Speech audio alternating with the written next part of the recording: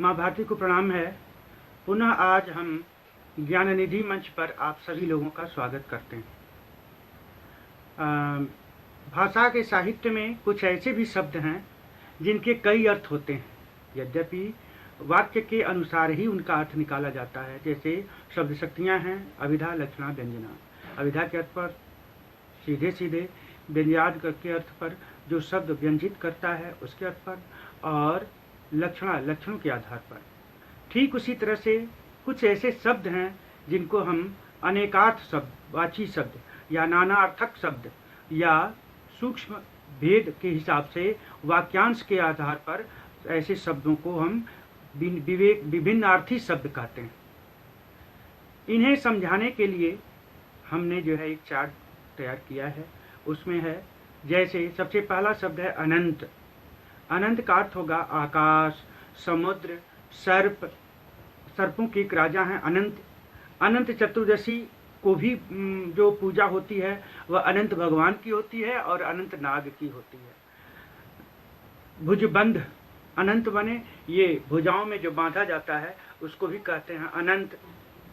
इसके बाद आता है अंक। अंक के भी कई अर्थ होते हैं। अंक माने संख्या, अंक माने गोद, जिसको अंग्रेजी में लैप कहते हैं। जैसे हमने बच्चा गोद में ले लिया। अंक माने अक्षर भी होता है। अंक माने गिनती का एक एक यूनिट, एक इकाई होती है। जैसे 1 2 3 4 5 6, 1 2 4 आदि, ABCD, ये सब एक अंक के नाम से जाने जाते हैं।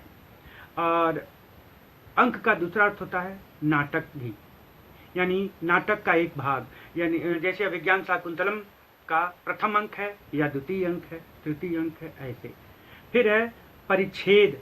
कौन सा परिच्छेद? अंक माने परिच्छेद यानी पैराग्राफ। अंक माने गोद, बताई दिए।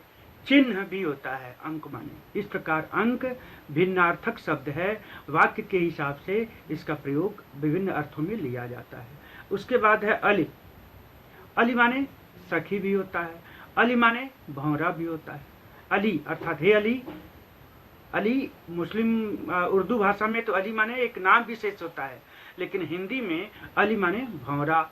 इस प्रकार अली के कई अर्थ होते हैं। अर्क। अर्क माने किसी विशेष फल का जूस या अर्क, रस, उसे भी अर्क कहते हैं। और अर्क माने सूर्य भी होता है। सूर्य के गोले को अर्क भी कहते हैं। और अर्क माने आक। आक माने धतूरा। धतूरे को भी आक या अर्क कहते हैं। उसके बाद है अर्थ। अर्थ में आप जानते ही हैं, अर्थ का अर्थ ही है एक शब्द। और उसके बाद अर्थ का दूसरा अर्थ है धन। आर्थिक स्थिति ठीक नहीं है, यानी अर्थ की प्राप्ति होनी चाहिए, धन की प्राप्ति, धन का बोधक है अर्थ।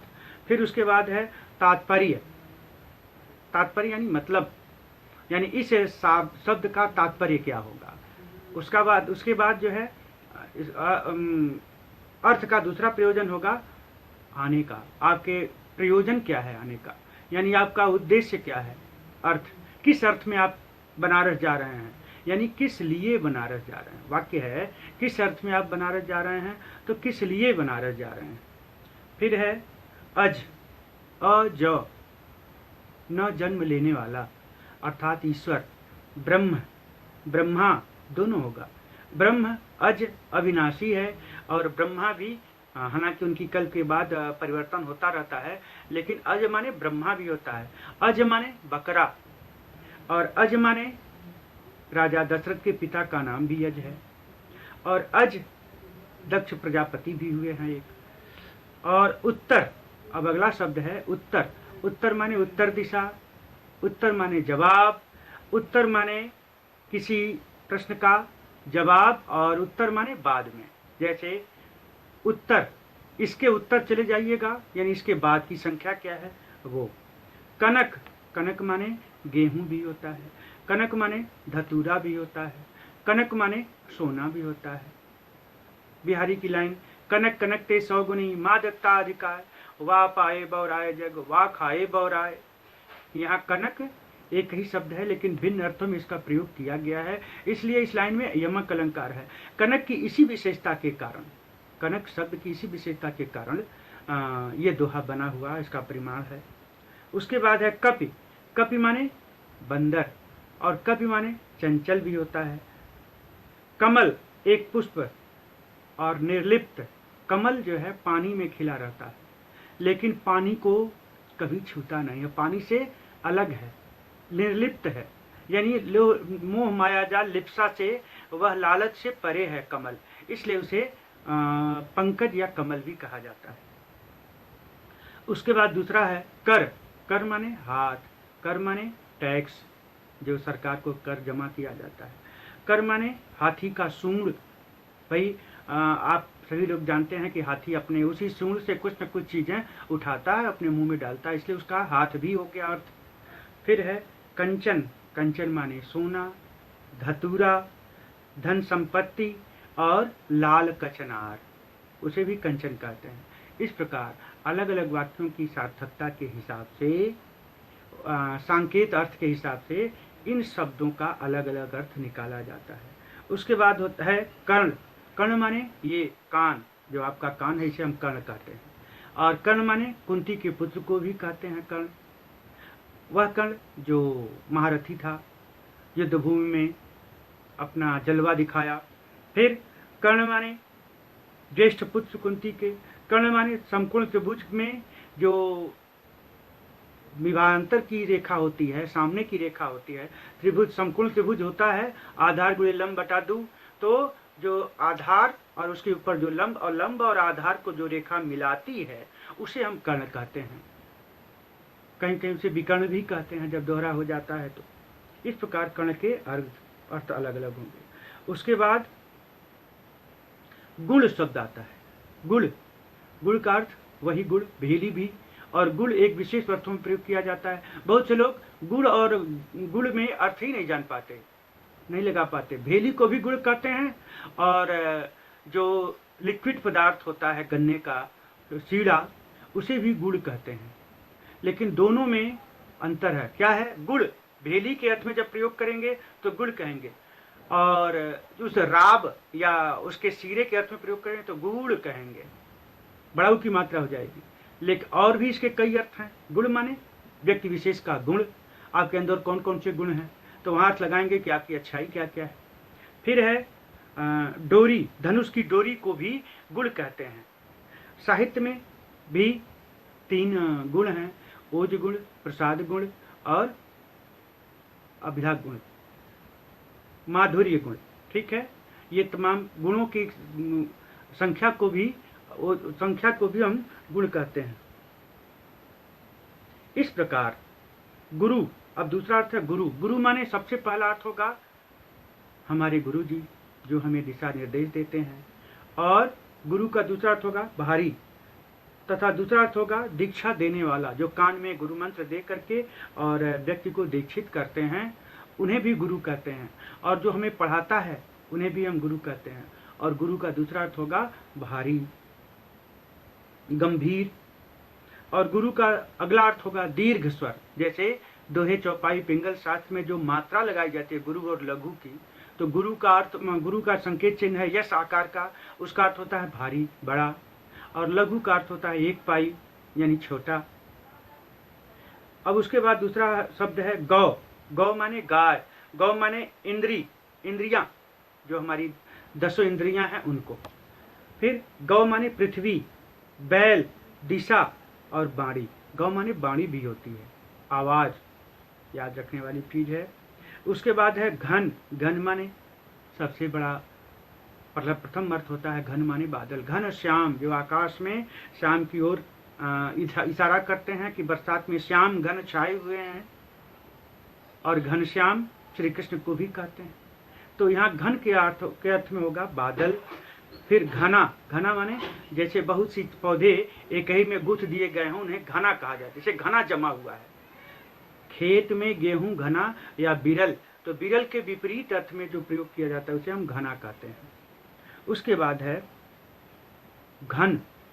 लोहार का जो बहुत बड़ा मोटा हथौड़ा होता है उसे घन कहते हैं। जैसे एक बार गिराता है वो, तो विभिन्न प्रकार के लोहे, गर्म लोहे जो है उस पर विभिन्न आकार ग्रहण करते हैं। तो जिस चीज से पीटा जाता है वो हथौड़े जैसा ही होता है, लेकिन हथौड़े का कई गुना, कई घन करके, घनमूल अर्थात कई घन निकाल करके वो हथौड़ा बनाया जाता है। अरे वो बहुत हथौड़ा बनाया जाता है, छोटे छोटे कई हथौड़ों का वजन लेकर के वो बनाया जाता है, इसलिए उसे घन कहते हैं। जो खूब मोटा होता है और वजनी होता है, एक ही बार लोहार के लोहे पर पड़ता है तो लोहार उसको पीट के दिशा निर्देश रेखा इत्यादि और उसका आकार प्रकार निश्चित करता है। तो उस हथियार को भी घन कहते हैं।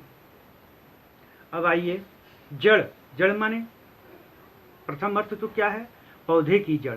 दूसरा अर्थ क्या होगा, मूर्ख, अरे ये जड़ है एकदम से, एक ही जगह स्थिर रहते हैं, अलग अलग सोच नहीं सकते ये, ठीक है। उसके बाद दूसरा अर्थ होगा मूल कारण, फिर वृक्ष की मूल जड़, जनक।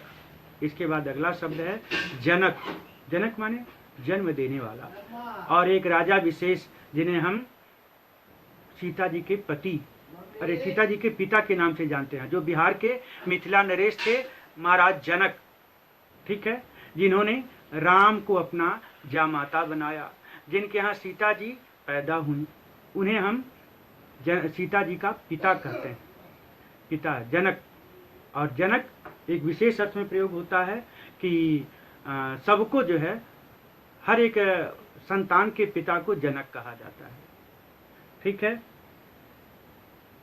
अब आइए तात, बहुत प्यारा शब्द है।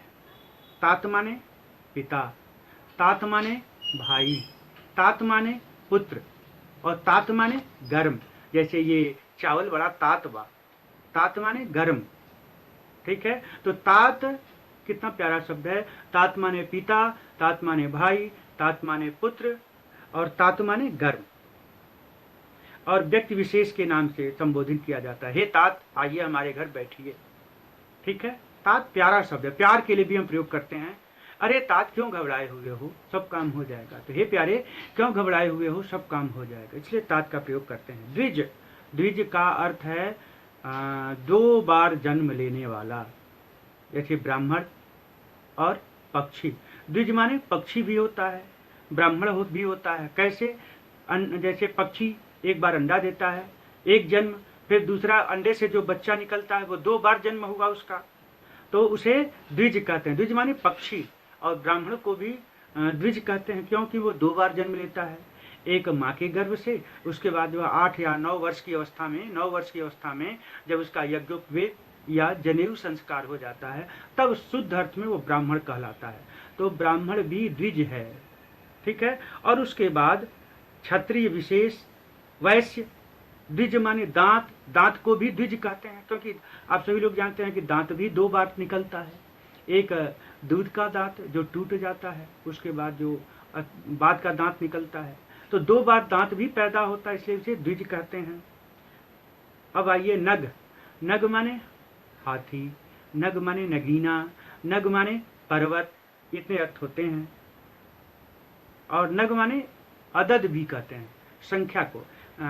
10 नग किताब लाइए, जैसे दुकान पर हम खरीदने जाते हैं तो कहते हैं अरे सेठ जी 10 नग किताब का बंडल दीजिए हमें, या 10 नग छुरा दीजिए, चाकू दीजिए। नग माने संख्यावाची शब्द भी है। उसके बाद आइए नाक। नाक भी बड़ा विशिष्ट अर्थ रखता है। नाक माने ये नाक, लोग कहें ना नाक बच गई, अर्थात इज्जत बच गई, मुहावरा है ये। नाक का दूसरा अर्थ होता है नासिका। नाक माने स्वर्ग भी होता है, नाक माने प्रतिष्ठा भी होता है, और नाक माने मगर भी होता है। नक्र एक विशेष प्रकार का घड़ियाल की ही जाति का होता है, घड़ियाल का मुख चौड़ा होता है ऐसे, और नाक का मुख ऐसे होता है, देखिए खूब लंबा, आरे जैसी उसकी मुंह होती है, दांतें भी मानो आरे जैसे, खूब लंबी नाक जैसे उसका थूथन होता है, उसे हम नक्र कहते हैं, मगर, ठीक है। श्वेत तरल, नाक से निकलने वाला श्वेत तरल पदार्थ भी नाक है। अब आइए नाग। अभी तो हमने नाक के बारे में बनाया, अब आइए नाग। नाग माने नाग देवता, नाग माने सांप, नाग माने हाथी, और नागर मोथा। नाग एक विशेष प्रकार की औषधि होती है, जो सर्दी जुकाम में भी प्रयोग किया जाता है। जड़ पदार्थ उसका होता है मोथा, जिसको हम नागर मोथा कहते हैं। इस प्रकार यहाँ तक कि विशिष्ट अर्थों में ये अनेकार्थवाची शब्द हैं जो वाक्यानुसार इनके एक ही शब्द है, लेकिन वाक्य की मांग और संकेत के आधार पर इनका अर्थ भिन्न भिन्न होता है। अभ्यास करने की जरूरत है। छात्रों परीक्षार्थियों अभ्यास करते रहिए। हम आपकी सेवा में हाजिर होते रहेंगे। और आज इतना ही। इसके बाद शेष अगली कड़ी में, और निरंतर हमारा सहयोग बढ़ाते रहें। धन्यवाद। सब्सक्राइब करते रहें।